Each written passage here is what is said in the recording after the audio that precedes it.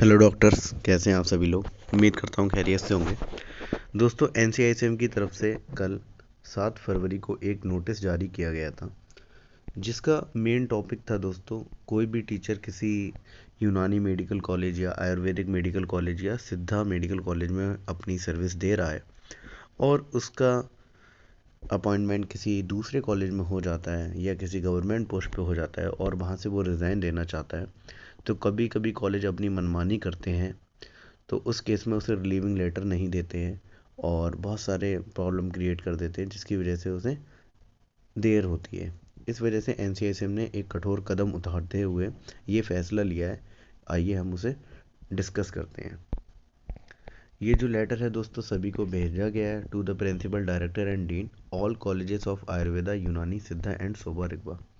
Subject क्या था दोस्तों? Guideline and instruction for the colleges and teachers regarding relieving या रिजिग्नेशन फ्रॉम द कॉलेज।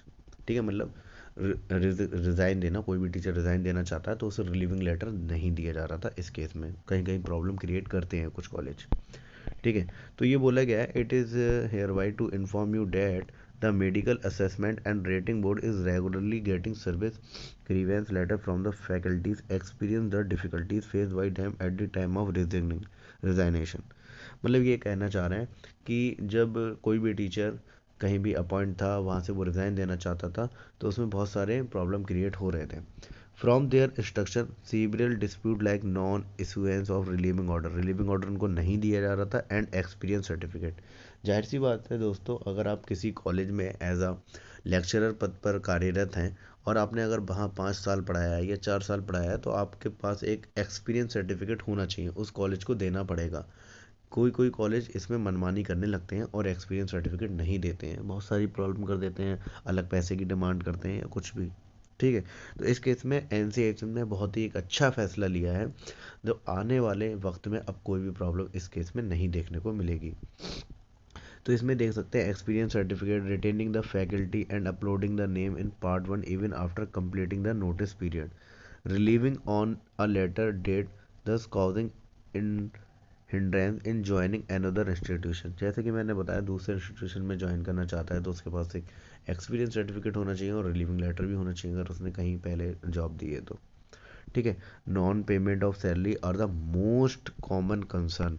मतलब ये बताया गया, जब कोई भी टीचर्स किसी एक कॉलेज में कार्यरत था और वो दूसरे कॉलेज में उसका अपॉइंटमेंट हो गया था, जाहिर सी बात है दूसरा कॉलेज में बंदा जब ही जाता है, या तो यहाँ प्रॉब्लम हो रही हो या उसके पैसा ज़्यादा मिल रहा हो या उसके टर्म्स वहाँ पे अच्छे बन गए हों। तो इस केस में क्या करता है, जो पहले कॉलेज वाले होते हैं वो उसकी फीस मतलब सैलरी काट लेते हैं लास्ट मंथ की, या सैलरी नहीं देते। तो ये मोस्ट कॉमन कंसर्न था। It is also observe that some institution and faculty fail to maintain a healthy relationship which in turn affect the standard of education and training। जो एक healthy environment होना चाहिए teacher और faculty के बीच, वो नहीं बन पा रहा था, जिसकी वजह से एजुकेशन मतलब वहाँ की प्रॉब्लम स्टडी खराब हो रही थी। तो accordingly the matter was placed in the 1118 board meeting हुई 31 जनवरी को, और उन्होंने ये डिसीजन लिया कि अब एक ऑनलाइन पोर्टल रहेगा दोस्तों, जिसमें आप अप्लाई कर सकेंगे आप। ठीक है, के बारे में हम डिस्कस करते हैं। Basic procedure to be followed for leaving, एक ऑनलाइन पोर्टल बना दिया गया है एनसीएसएम की तरफ से, उसमें आप अपना रिजिग्नेशन डाल सकते हैं। विद इन 30 दिन के अंदर आपको ऑटोमेटिकली रिज़ाइन हो जाएगा उस कॉलेज से, अगर कॉलेज नहीं करता है 30 दिन के अंदर। अगर नहीं करता है और भी कुछ करता है तो उसके ऊपर पेनल्टी भी पड़ सकती है। जैसा कि basic procedure to be followed for leaving क्या पढ़ने वाले हैं, the resignation shall be submitted by the faculty to the concern authority in advance as per the term mentioned in the appointment letter order. ठीक है, the faculty shall log in his her profile with user name and password and upload resigning letter on OTMS portal. ये दोस्तों नया बना है OTMS portal. यहाँ पे आपको अपना प्रोफाइल और पासवर्ड बना लेनी है, जैसे आप किसी भी कॉलेज में ज्वाइन करते हैं पहले, तो आपको इसमें अपनी प्रोफाइल बना लेनी है। ठीक है दोस्तों, ये भी ज़रूरी है।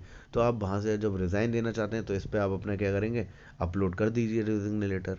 तो आपको 30 दिन के अंदर इसमें यहाँ से ऑटोमेटिकली उस कॉलेज से रिज़ाइन हो जाएगा। रिलीविंग लेटर आपको देना पड़ेगा कॉलेज वाला, अगर 30 दिन के अंदर नहीं देते हैं जब आपने लॉग इन किया है जिस डेट में, तो उसके बाद उस पर कार्रवाई की जाएगी।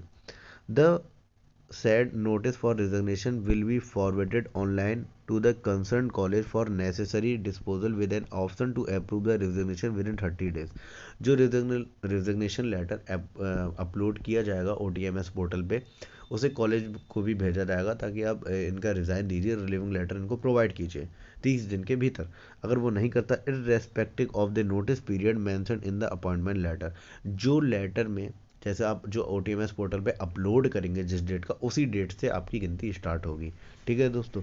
The teaching staff shell be relieved on resignation with in the notice period of maximum 30 days, 30 दिन के अंदर। Accept in case of teachers with pending legal issue, अगर कोई लीगल इशू चल रहा है उस कॉलेज से रिलेटेड तो उस केस में डिले हो सकता है, वरना अदरवाइज ये लेट नहीं होगा। 30 दिन के अंदर आपको रिलीविंग लेटर कॉलेज को देना ही पड़ेगा।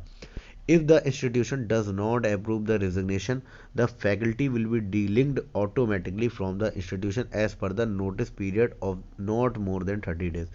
अगर कॉलेज वाले अप्रूव नहीं करते हैं रेजिग्नेशन, तो OTMS पोर्टल में जहाँ आपने अपलोड किया रेजिग्नेशन लेटर, वहाँ से ऑटोमेटिकली आपका डीलिंक्ड हो जाएगा उस कॉलेज से जिस कॉलेज में आप रेजिग्नेशन देना चाहते हैं। ठीक है दोस्तों। अगला पॉइंट है द फैकल्टी में withdraw his her resignation from the post with mutual consent at any time with in 30 days.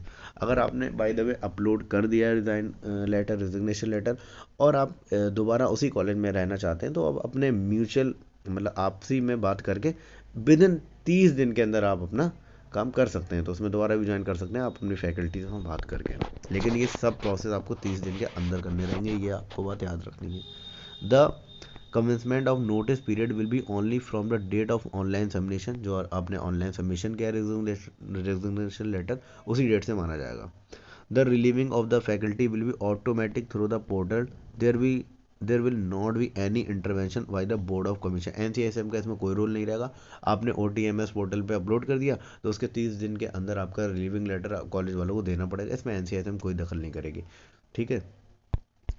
और the faculty institution may take a print out of the said online application of their records, record के लिए रख सकते हैं। The faculty will receive mail from the help desk NCSM confirming the delinking from the institution as per the notice period not exceeding 30 days or after the approval of resignation by the institution whichever is lesser। Institution has no right to retain the faculty after he she gets delinked from the institution online। अगर उसने online resignation letter upload किया था OTMS portal पे और वो डीलिंक्ड हो गया है, तो उसके बाद इंस्टीट्यूशन का कोई राइट नहीं है कि उस पर वो रख सके। And he she shall no more be considered as a teacher in that institution। उस इंस्टीट्यूशन में जहाँ से उसने रिजाइन दिया उसमें कोई अधिकार नहीं रहेगा कि वो एज अ टीचर कंसर्न करे। And college must issue the relieving order and experience certificate from the days of delinking of the faculty. जब वो डीलिंग हो जाएगा तो उसे उस डेट का एक्सपीरियंस सर्टिफिकेट, उस डेट से एक्सपीरियंस सर्टिफिकेट और उसका रिलीविंग लेटर इशू करना होगा। ठीक है दोस्तों। बाकी आप देख सकते हैं the college with holding the staff want the specified period not issuing relieving order and experience certificate shall be penalised by the medical assessment and rating board of Indian system of medicine. मतलब ये बात है, जाहिर सी बात है भाई, अगर कोई रिलीविंग लेटर नहीं देता है, एक्सपीरियंस सर्टिफिकेट नहीं देता है, तो उसके खिलाफ सख्त कार्रवाई की भी जा सकती है। Further if a teacher gets government appointment the teacher shall be relieved as per the request made by him. अगर उसे कोई गवर्नमेंट जॉब मिल जाती है तो उसे भी लेना पड़ेगा। In order to check the irresponsible behavior of teacher like leaving the institution without notice or not serving the notice period, and like the institution shall have its own policy as per prevailing law। However, the institution shall not withhold the relieving and continue to show the teacher in their role after the notice period of 30 days।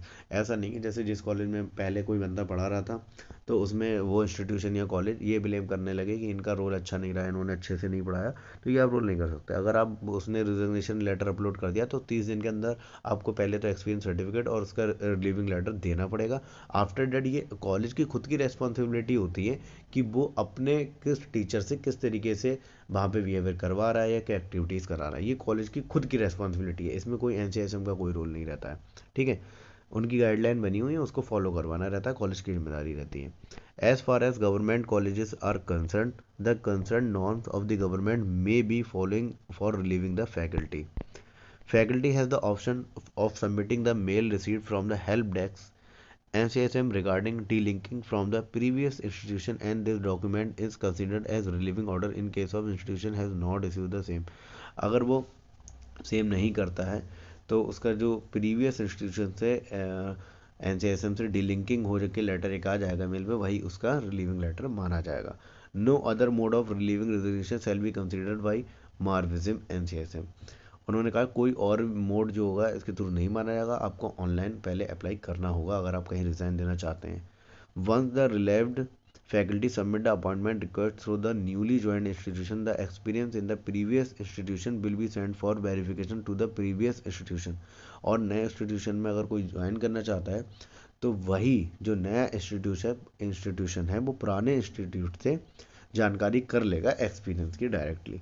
ठीक है दोस्तों, बाकी last point हम देख लेते हैं क्या है. The relieving institution shall verify the experience without fail as per this record. The institution has no right to send back for correction without any reason.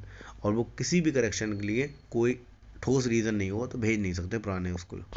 ठीक है दोस्तों, और ये सभी के लिए लागू हो गया है जितने भी हमारे यूनानी कॉलेजेस हैं और आयुर्वेद कॉलेजेस हैं और सिद्धा रुकबा कॉलेजेस हैं. अच्छा, प्रॉब्लम क्या आती थी दोस्तों, जब कोई टीचर किसी कॉलेज में अपनी मतलब एज अ टीचर ज्वाइन था लेक्चरर पद पे किसी भी पद पे, तो उसको दूसरे कॉलेज में अगर जाना रहता था, अपॉइंटमेंट हो जाता था तो इंस्टीट्यूशन अपनी मनमानी करते थे. उस केस में क्या होता था, उनको नो ड्यूज़ दिखाकर रिलीविंग लेटर नहीं देते थे, लास्ट महीने की सैलरी काट लेते थे. ये बहुत सारी प्रॉब्लम फेस आती थी जिसको शिकायतें दिन प्रतिदिन की गई. उसके बाद NCSM ने बहुत ही अच्छा कदम लिया है. ये उन लोगों के लिए फ़ायदेमंद होगा जो एकेडमिक में ज़्यादा रहते हैं या जॉब में रहते हैं. ठीक है दोस्तों, तो आपको वीडियो अच्छा लगा हो तो लाइक एंड शेयर करें, एंड चैनल पर जो भी नए हों प्लीज़ चैनल को सब्सक्राइब करना ना भूलें. बाकी जुड़े रहें आप आयुष अपडेट के साथ, मिलती रहेंगी आपको latest update. Thank you so much.